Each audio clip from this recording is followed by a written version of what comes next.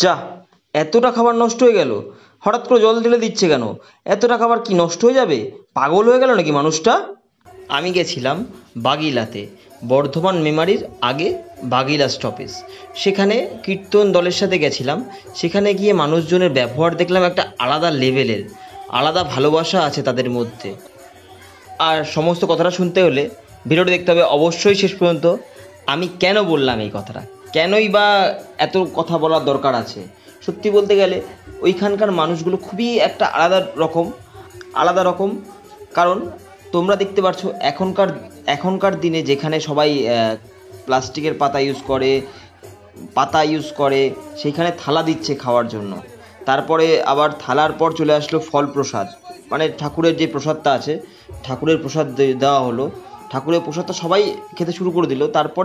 তারপরেই চলে আসলো ভাত, কচুর শাক। সত্যি বলতে গেলে কচুর শাকটা দারুণ হয়েছিল। আর ভাত তো সত্যিই বলতে গেলে ভাতের চালটাই অন্যরকম ছিল। তারপরে এখানকার একটা জিনিস খুব ভালো, বাচ্চারাও মানে এই সমান তালে সার্ভ করছে। বাচ্চারা সত্যি বলতে গেলে অনেক ছোট, কিন্তু বাচ্চাগুলো খুব সুন্দরভাবে জল দিচ্ছিল, সার্ভ করছিল। এখানে জলের গ্লাস দেওয়া হয়নি, তাই বাচ্চাগুলো বেশিরভাগই জল দিচ্ছিল। আর তাদের একটা আন্তরিকতাটা এতটা সুন্দর, তাদেরকে বলতে হচ্ছে না যে কী কাজ করবে। তারপরে যথারীতি কচু শাক দিয়ে খেতে খেতে চলে আসলো ডালটা খাওয়ার পর ডালটা সবাই খেতে শুরু করে দিল। ডালটা খাওয়ার পর চলে আসলো তরকারিটা হয়েছিল আলু আর কাবলি ছোলা দিয়ে। তরকারিটাও দারুণ হয়েছিল। তরকারিটাও সবাই চেয়ে চেয়ে খাচ্ছিল, আর খুবই ভালো। মানে ওখানকার মানে সবাই দিচ্ছিল, যেমন খুশি খাচ্ছিল সবাই। সবাই বসে একদম মানে ঠান্ডা মাথায় গরমের মধ্যে চুপচাপ বসে খাচ্ছিল, এটাই অনেকটা বড় কথা।